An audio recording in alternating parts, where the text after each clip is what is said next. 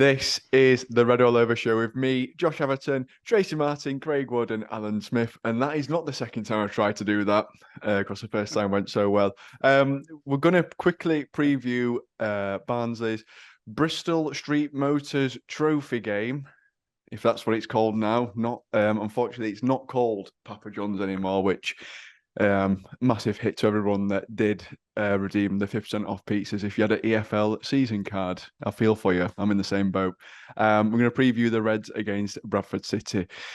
Tracy, it's one of those games, obviously, Papa John's, which I'm still going to continue to call it. Opportunity for the youth to come in, and as I saw against Horsham as well, there's a few young players which look quite good and quite busy. Yeah, it's a dead rubber anyway, on a dead rubber. I think we've both qualified. Alan will correct me if my stats are wrong, but I think we've both qualified. Neither of us can not qualify. And then it goes into a complete random draw. So there's no sort of advantage for winning the league or finishing second. So it is a dead rubber on top of a dead rubber, really. So I think it'd be quite interesting to see what side he goes with, because having not played at the weekend, it's one of them where does he go with the strongest side to look at the game coming up, or does he think, right, let's have a look at more of the youth? I'm right thinking you've got to play 4 first-team outfield players. Is that right, Alan, Craig? Yeah. So we know there's going to be at least 4, but yeah, I don't think the team will be massively dissimilar to Horsham. To be honest, I'd like to see Cosgrove start because I think he really needs minutes and confidence. So. But other than that, I can't see it being a massive change. Obviously, Connell getting more game time would be good. So yeah, I don't see a massive change. Plus, we've still got the lads on international duty, and they're not going to be available. So yeah, it'd be interesting to see. But I'm looking forward. Marsh definitely deserves a start after Horsham. It'd be good to see him play again. But yeah, we'll see.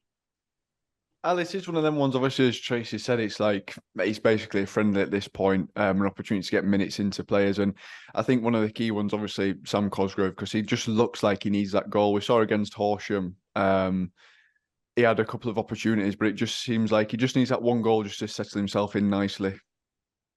He needs game time, doesn't he, coming back from whatever injury he had.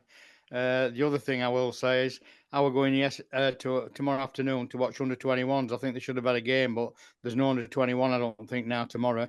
So I think it'll be a mix and match side, and I think young Jorgen Nathan, I think he'll get a start at Bradford, as well as I think Kieran Flavel in goal.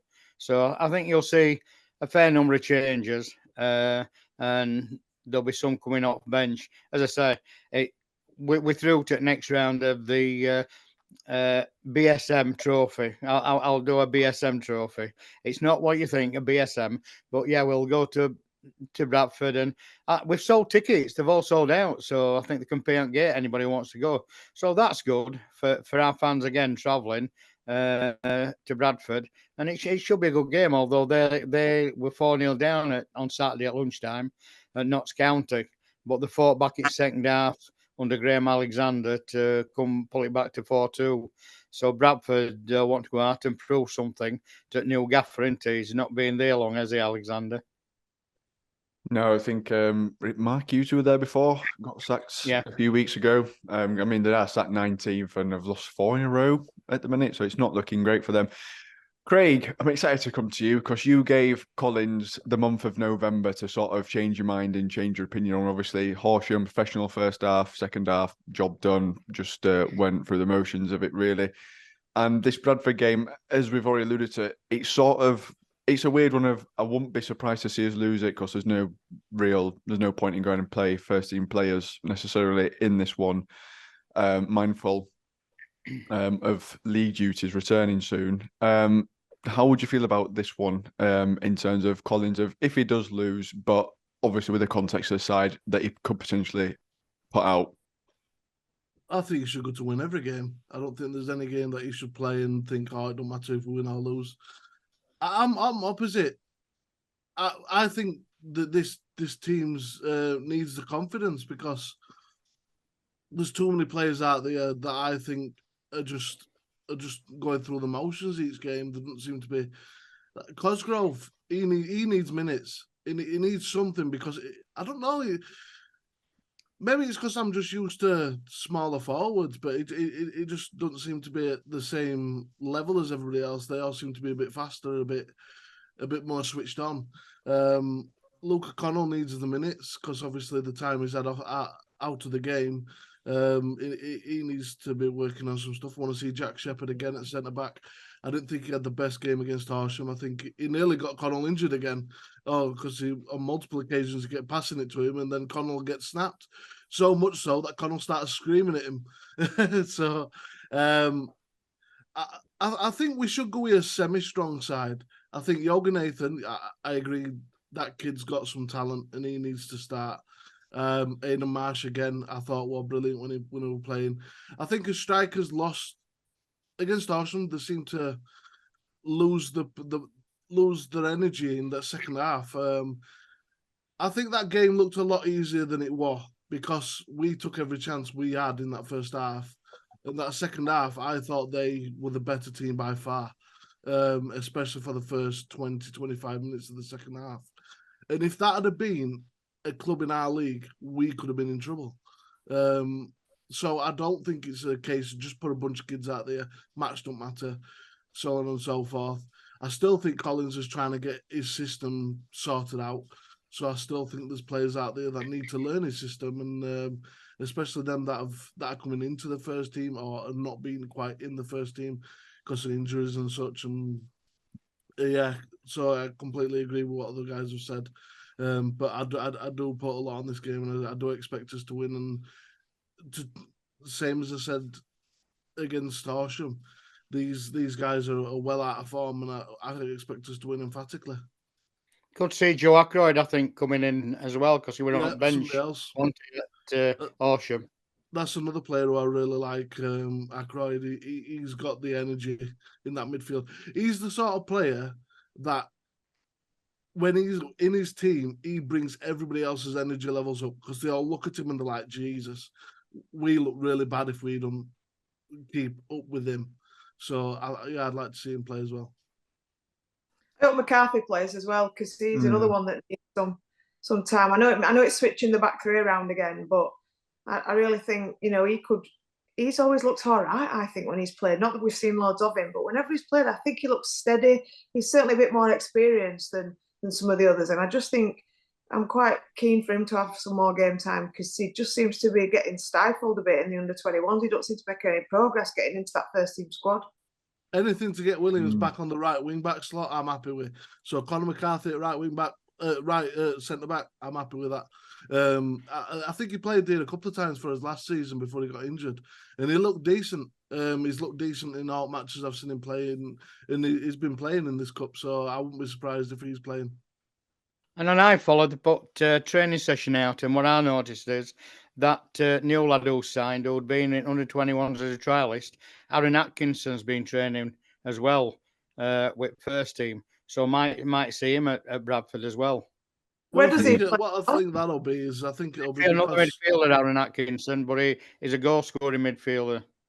I think it's because we've had a lot of players. Well, we've had 4 players go off. They've allowed 4 players to come in, sort of thing. I wouldn't look too much into that.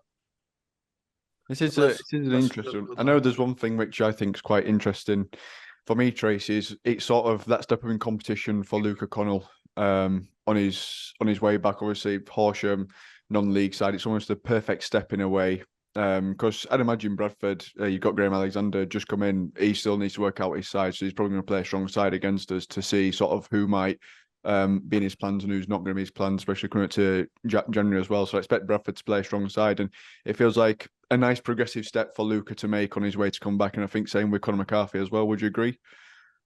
Yeah, I mean, for me, the more minutes we get into Luca Connell's legs, the better, because he hasn't, from what I've seen of him since he's come back, his endeavour and his attitude is there. Not that he were ever going to not be, but he's come back exactly the same as where he finished. His motivation, the way he's organising, his shouting orders on the pitch. I think everyone beginning of the season, had things gone to plan, would have had Connell as the captain, and he's come back exactly the same in terms of just, like you say, Craig, you gave Shepherd one hell of a, well, whatever you want to call it. It's a family show, I know. Rollicking. Yes, we'll call it rollicking. For giving him a couple of hospital balls, which he could have done without.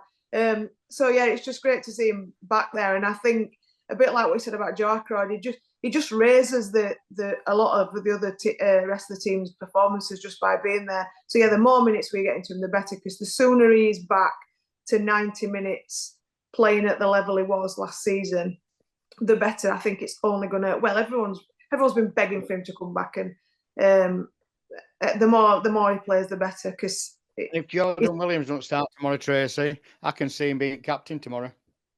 Yeah, I mean, he's made interestingly, McCarthy's been captain ante the last 2 of these games at home. So yeah, it will be interesting. But like I say, he's a well, it doesn't matter whether you give him an armband or not, because he's still captain's team, doesn't he? So it don't really matter. I don't think Jordan Williams is a natural captain. He's there sort of, I think, for experience more than anything else. But yeah, look, I mean, I'm a massive Luca Connell fan, as is most Barnsley fans, and I just think let's get him back into the side, because he could be the difference between us not making the top 6 and making the top 6. The big difference I saw against Horsham with Luca Connell is he was speaking to everybody around him, everybody. And that snap tackle, as soon as the ball went into that central area, he was on it. He was so fast getting there, and he was getting rid of the ball straight away. As soon as their striker dropped deep to collect the ball, they were following him. And I was really watching his gameplay, because I was like, how come he's just so much better than everybody else who plays there for us? He's better than Herbie Kane when he drops. He's better than Phillips when he plays there.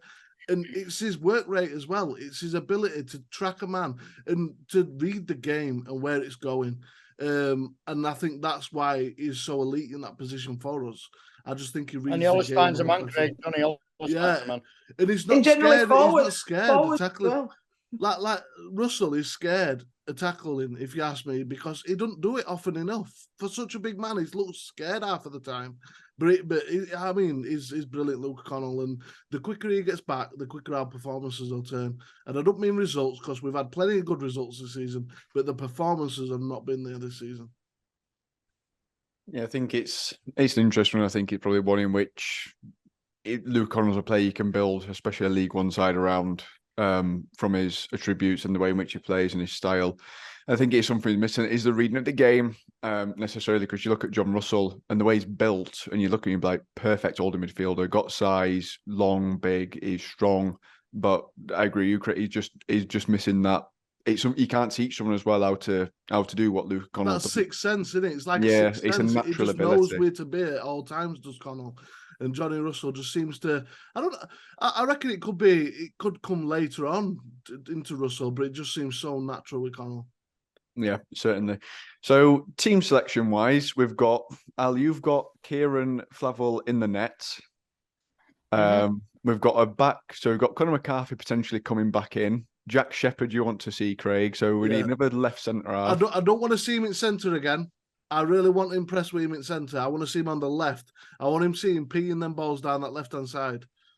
So I want him on the left of centre-back. MDG still centre mid. Yeah. He's another good organiser there. So I think he'd help both of them. That's his back three sorted. So left and right wing backs then. I'm assuming probably Dodgson and Cotter. I'd imagine. Cadden and Williams. What you think going to go full strength as in first? I would selection? I would do with Williams, because I think he needs a refresher course on playing in that position, because he's been out in it so long. And Cadden, what? A refresher course. He'll be in a team. He'll be in a work team building exercise and all next. Well, his annual refresher. It against Horsham, it did look like a little bit like a duck out of water at some points. That's my evidence for it. But yeah, I'd be happy with either Dodgson or Cadden at left wing back. Dodgson, definitely. I think he'll play Dodgson. So middle, Al, you've got Yoga Nathan, Joe Ackroyd and Connell. And then up front, Marsh and Cosgrove. Yeah, I'll be happy with that. It's not. It feels like it's not that dissimilar though to like a Fringer's first team kind of side, because when you look at the youth that we have got coming through, they are pushing, and it's not like a token gesture in a way that it feels like it has been previously, Al, is it? Of, oh, we'll go and stick 6 or 7 young players in there and just hope something happens. Like you saw Vimalcom on the other day, and it looks, he didn't look out of place at all. He don't look out of place. He's one of these young lads who's got quality, and he just drifts into a game, and he can read a game at a young age. He's very good. Going back to who we start up front, he might not start Marshy. He might give Waters some more game time. How much more does he need? Well, I'm saying that's Collins' choice, isn't it? I mean, you we all like. I think Marsh deserves to start. I really think he deserves to start. And I think if you don't start him, it's got to dent his confidence. I genuinely think the lad deserves to start. I especially think with someone as striking options performances this season, I think Watters should be way down the list, because for me he does nothing. He does a lot of running, and that's about it. You don't get no product. You get no shots from him. I bet he's had more games than shots. So back to Jorgen Nathan though. I must admit there is one downside to having him in the team. You've got to allow him the freedom to go forward, because he is out of position a lot. That game against Horsham, he spent more time further up the pitch than screening like Herbie Kane were doing. But I think a young kid like that, you don't want to time down and said, look, don't go forward. You know, you've got to play positionally. Now, just let him go forward.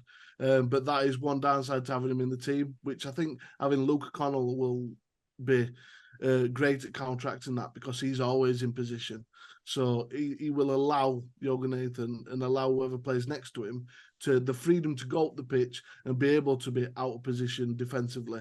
So I think Luke Connell's a must if you're going to play. It's going to be interesting to see starting 11 tomorrow. He'll probably be watching for this video. It's the beauty of the Papa John's trophy, though, isn't it? You never know what's going to happen. He's going to play a full frame side. He's going to be a bunch of under-21s, under-18s in there. You're still living on Papa John's. We're still living on Johnson's Paint Trophy, because we were last ones to win it. Come on. That's true. If we win a car, if we win this time, does each player win a car? I don't know, but I'll tell you something. If that's some sort of initiative, I'd rather take half-price pizza rather than someone wins a car at end of season. Just on Waters, I've just done a quick Google, and 3 goals, 3 assists in 18 games, which puts him below Devante and John McAtee, tied 3rd. Is that just this season? Is that just this season? Just this season, 18 games, 3 goals, 3 assists. I'm assuming 18 games will come in terms of bench and thingy. Total shots 9, so he's played 18 games and averaged a shot in half of them. 1 in 2. Although McAtee is our most dangerous forward though, because he's got a better GA than Cole. Goals and assist ratio. He's got a better one of them than Devante Cole. Not in number, but in per 90 minutes. No. It was a couple of weeks ago. 0.75 for Devante, 0.5 for McAtee, 14 games, 4 goals, 2 assists versus 17, 11 and 2. Look at that. Look at Josh with his stats and his all credit goes to BBC Sport that I'm looking at right now. All credit goes there. He's got nothing to do with me. But it is, I mean, when you look at the fact that Waters, 9 shots, 3 goals, the conversion rate's 33%, which is actually not bad at all. Puts him 3rd. I mean, you've got to take away some anomalies here of Corey O'Keefe, Liam Kitchen on 50%. But there's only Devante who's basically as clinical as. That's why I've been saying when he gets away. This is what I was saying. We're in a false position because we've had players overperforming, i.e. Roberts overperforming, Cole overperforming. They're outscoring their XG. Oh, come on, Cole had always got it in his locker. Don't say that, Craig. He'd always got it. He just needed a gaffer and an assistant coach to get it out on him, didn't it? No, I go on stats. I don't go on look. So it's it's not lucky if they're scoring, is it? It's not. Yeah, but generally with stats, what goes around comes around. So he's having a really bright spell now, but if he has a downturn, then he's not going to be scoring the opportunities he should, which he wasn't last season. So, like I say, it's good now, but what goes around comes around. I'd rather have us not scoring, but unless he's better than he was last season, unless he's been coached better and he's not got the Norwood effect. Because I think the Norwood effect, we all thought it was positive, and maybe it weren't a positive. Maybe the Norwood effect was a negative on him. Maybe he's just better now. I know what you're saying, Craig. I'm a bit of the opposite though, me. I think he's better. He's performing better. Therefore, because he's performing better, he's scoring more goals. And he's about 2 yards sharper than he was last season, Craig. What? 2 yards a pace sharper than what he was last season. Yeah, I'm not saying that he's not better. I'm just saying I just expect him to have a slump at some point because nobody can keep outperforming their XG that much. Because if not, they won't be playing in this league, the Premier League. It might not be in January. I think obviously Craig, all them stats back. We don't want to put them out into. Oh, you've done it. Sorry, Craig. I mean, he is obviously one of the highest performing players in the league. In the last 9 games, he's scored, 3 goals, 2 assists, which is underperforming in his XG. This is what I'm saying. At the start of the season, he massively outperformed, but over the past 9-10 games, he's been lower than his XG. So it's just one of them things. Like I said, just you expect him to stop when he stops scoring goals, right? We'll start losing games because, like I said, he's bringing the team up to a different level. And once he drops, I'd rather be underperforming XG. I'd rather us be creating all the chances, but missing them because it means then the whole team are playing well. So that's just my. Well, I hope he's not suffering jet lag when he's going back from Jamaica for weekend game against Lincoln. I mean, I must admit, I do see your point there, Craig, in terms of XG, but I think we've also got, looking at this, we've got one of the joint highest scoring goals spread across the teams as well. Portsmouth, we did score 7 in the first game. It's a massive outlier. Yeah, that's an outlier, but if you remove it, you're moving, 3 players? One of them don't play for us anymore, which is Kitchen. Dallas scored an header. Devante scored 3. That's 5. Can't remember who scored over 2. So, there's not, that's an outlier and an anomaly to the thingy. But looking at this, I think Charlton have scored roughly the same. Portsmouth, sorry. Charlton, Alfie Mays, I think the only more prolific goal scorer in the league than Devante at the minute. James Reid at Stevenage is doing well. Jordan Rhodes, shockingly, is well up there as well. So, just looking at me, I think maybe Peterborough, if I just quickly pull their stats up. Yeah, Peter have got almost an equal spread with us. They've got a spread across the team of Mason Clark and Clark Harris both on 7, and then Poku on 6 as well. So they've got a nice spread across the team if one of them is not performing. Whereas obviously we've got the reliance on Devante, which I get to a degree of. There is that reliance of him making them runs and getting into those positions, but it's not like he's putting the team on his back in a way of he's just picking up the ball from the halfway line and dribbling past 7 or 8 players and doing it all on his own. This is my whole point. It's not the fact that he's overperforming. It's the fact that the other strikers aren't. They should be trying to keep up with him. I mean, the closest person to him is Callum Styles for goals. I mean, we play with 2 strikers, so why isn't the other striker not? This is in league, by the way, not in overall. So, but I suppose you could argue that there's been no set. He hasn't got a partner, has he? He hasn't got a set partner as such. We've tried a number of. Well, we've tried all of them. Dallas is what I'm saying. Somebody like Marsh needs time because Waters have been given most matches and produced negligible, if anything, and Cosgrove's been given the odd little appearance here and there. We need to start giving some more time to different players because Waters, for me, just don't seem to be delivering the productivity that he seems to be demanding by playing all the time. So, I mean, it's give and receive. You give Devante time, he scores goals. You give Waters time, you get back a bit of pressing. That's about it. But so So I just think it's time that somebody else gets given that opportunity, because I think McAtee presses better than Waters, so you could get that from him. So, like I say, I like to when Waters signed for us, because I thought, all right, he's going to be established now. He's not going to be on loan. He's not going to have the pressure of things, and he's going to kick on. But he just hasn't, for me. I think he's still fairly young, isn't he, Waters? Is he 23, 24? And he's never really settled in first team football yet. So I think he's probably one of them that I don't think this will be his season. He'll probably take a season or two to bed himself in. Although I think there's potential there. He's just trying to tap into it and extrapolate at the minute, because I agree with you, Craig. It's not there. You've got McAtee, who joined after Waters, played less games, contributed more at the minute. And I think central to it all, to be honest, I think the foundation's built on Luca Connell. He's not been there. So at the minute, I think we're still making his way through this first part of the season. And Marsh plays for that, doesn't he? Marsh is one of his own, and Marsh will play and run his heart into the ground for us. He will. And speaking of Aidan Marsh, who might get a start tomorrow against Bradford, Al, what are you fancying them for tomorrow? I know it's very difficult without seeing team sheet, so you might see my prediction change, because now I've got to take this serious as I'm top of the mini league. So I have to take this serious now. There you go. Hold on. Let's have a look. Does he need a wider screen for that head? I'm just trying to work out. This has never happened in the 5 years I've been on this show, however long it's been. This has never happened of me being top of a mini league.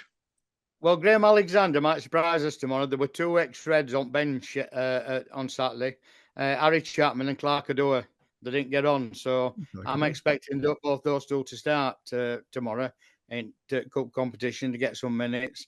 If we go at them like Notts County did in first half, I mean, I watched the first half, sliced through them like a knife on Sky. When I watch the game, and I can see us doing the same. If we go out same as we did against Horsham, we'll get 3 or 4 nil up before half time. So I think we'll score goals. So I think it could be a 4-1 to Barnsley. Oh, big win.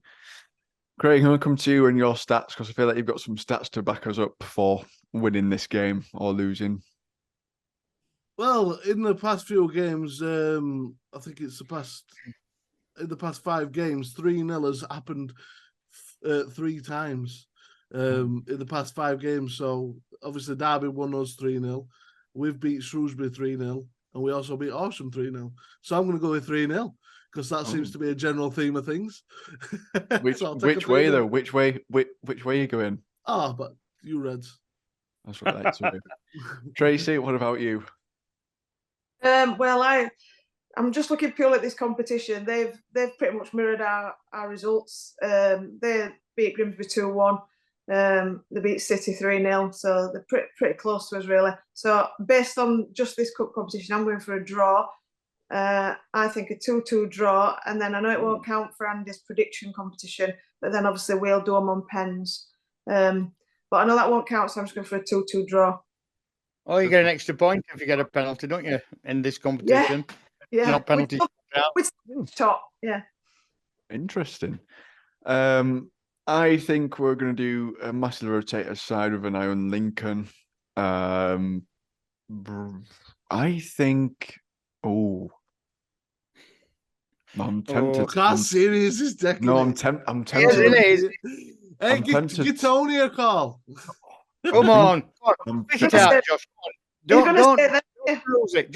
Just go with your heart. I'm thinking about a loss. I'm thinking Graham Alexander is going to want to sort out his starting 11, and we're going to rotate. But I feel like in that rotation we've got a decent side. Tricky one. Andy's not here, is he? As well, that's a fair point. And no one said a 2-1 win yet. So I'll go for a 2-1 win. I'll take. Oh, you've changed, Josh. You'd 100% gone for a loss. We'll see about it. We'll see. You'll have to check the comments though for my final prediction after I've looked at both sides lineup. I'm going to message a few people who are Bradford fans, see if that's a strong side, and then I'll come back. about a minute before kickoff. I'm gonna have to watch everyone warming up as well, see how busy they're Just looking. a quick see how much they're YouTube looking shot that's after about it. 8 seconds long. There's been one really, really quick video or an edit that comes to the end of this, and I've just cut all this bit out, and it's just me going, "We'll lose 2-0 actually after I've looked at all of this." Taking into account. Right, as always, get your predictions down in the comments below.